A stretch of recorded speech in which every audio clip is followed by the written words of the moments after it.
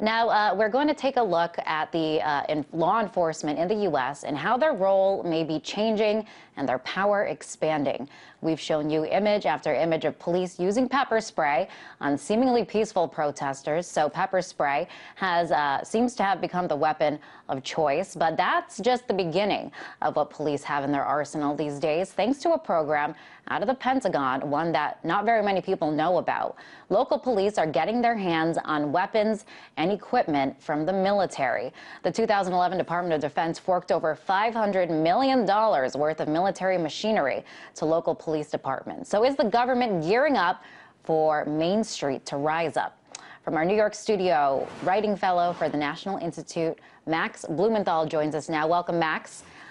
So pepper spray, as we've seen, is the weapon of choice for police these days, based on the video coming out of these Occupy Wall Street protests.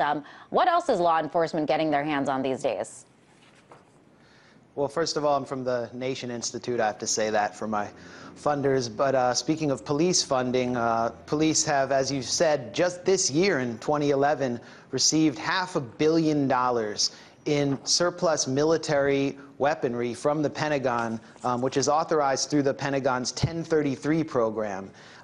During the late 70s, Congress passed legislation called Posse Comitatus, barring the military from operating on American soil. And in the early 80s, there was an effort to circumvent that in Congress by arming police with military-grade weaponry. And now we're seeing that play out in the streets. People in the inner city in the U.S. have been experiencing this since the 80s, and now middle-class Americans in the Occupy movement are facing not only pepper spray, but things like the LRAD sound cannon, the long-range acoustic device, which can blast your cranium with 140 decibels, shaking your skull so hard even earplugs won't stop it. And as I reported for Al Akhbar English, this weapon has been tested on Palestinians in the occupied West Bank by the Israeli army. So civilians in the U.S. are now up against basically military-style policing. It sounds like you are calling this a militarization of the police force. Why is it happening, and what is behind it?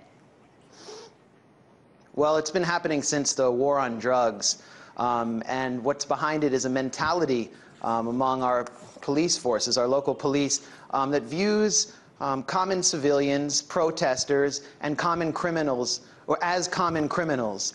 And as I reported for Al Akhbar English in my piece, The Israelification of American Domestic Security, the former head of the Israeli Shin Bet intelligence services, Avi Dichter, who's accused of war crimes against the Palestinians, spoke beside FBI Director Robert Mueller at a police convention, at a convention before 11,000 top law enforcement officers. And after Mueller called Dichter his mentor in counterterrorism, Dichter urged American police to see to view their opponents, those they seek to arrest, as crimi-terrorists. In other words, to blur the line between common criminals and terrorists. So what we're seeing is not only a legal blurring of the lines between criminals, terrorists, and protesters, but something in the mindset of American policing and in their training, in which the civilian population is viewed as a hostile and menacing force that can be acted against with military-grade weaponry. But why are we seeing this attempt to crack down on everyday civilians? Why are we seeing this overwhelming police response to peaceful protesters? Almost, I mean, you're calling it like this military reaction. It's almost as if we're in a war zone and they're responding to terrorist threats. Why treat civilians like they're terrorists? There's definitely a fear among Michael Bloomberg, the mayor of New York, has said that he feared that the Occupy movement would gain too much of a foothold and would continue to expand. And I was there at the raid on Zuccotti Park in downtown New York, and what I saw from the NYPD reminded me of demolitions I've witnessed by the Israeli army and the Israeli border police inside Israel and in the occupied West Bank. And as I reported, there's been, since 9/11, since the war on drugs transferred into the war on terror, 9,000 American police officers have been trained by Israeli security and intelligence officials. Hundreds of top law enforcement officers have gone to Israel to train, and what they're learning there is counter-terror training by a country that has spent 63 years dispossessing and controlling an indigenous population. Now they're bringing that back into the streets in the United States against the civilian population. So you're seeing a process since the War on Terror of Israelification. And this is extremely dangerous in terms of what it means for the relationship between civilians and their protection under established civil liberty codes. Now, Max, who benefits from this militarization of the police force? I know Occupy Wall Street, they would say not the 99%. Certainly not the 99%, certainly not the police, because police have to do community work. And what we've seen is a counter-terror creep in our local police forces through a program called JTTF, or the Joint Terrorism Task Force, where the FBI and even the CIA are able to come in and dictate to local police forces how they can treat, monitor, and spy on local populations. The NYPD, as I reported and as the Associated Press reported, has set up what it calls a demographics unit. And this is following Police Commissioner Ray Kelly's several trips to Israel, where they've monitored virtually all areas of Muslim life in the United States.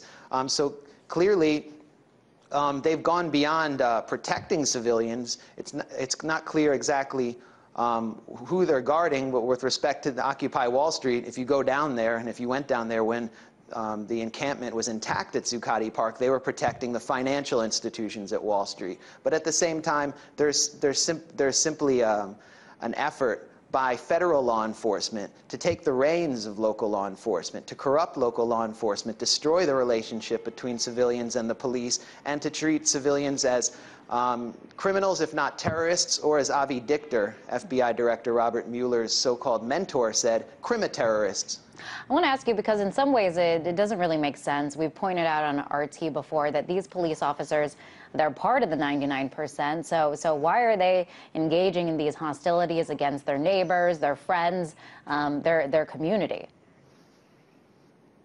You know, that goes to the mentality of just following orders.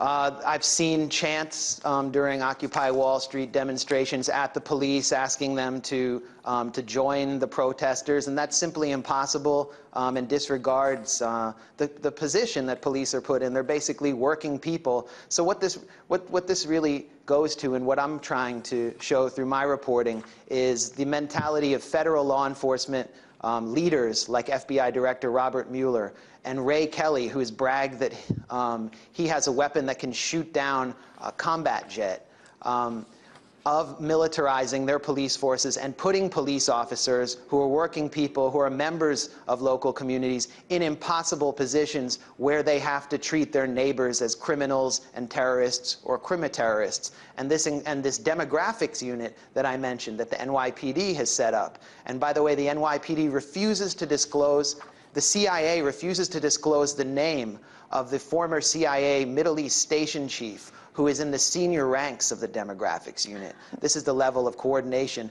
They depend on Muslims in Muslim communities to spy on Max, Palestinian Americans and Pakistani Americans. Thank you so much for, we are out of time, unfortunately, but thank you so much for weighing in. That was Writing Fellow for the Nation Institute, Max Blumenthal.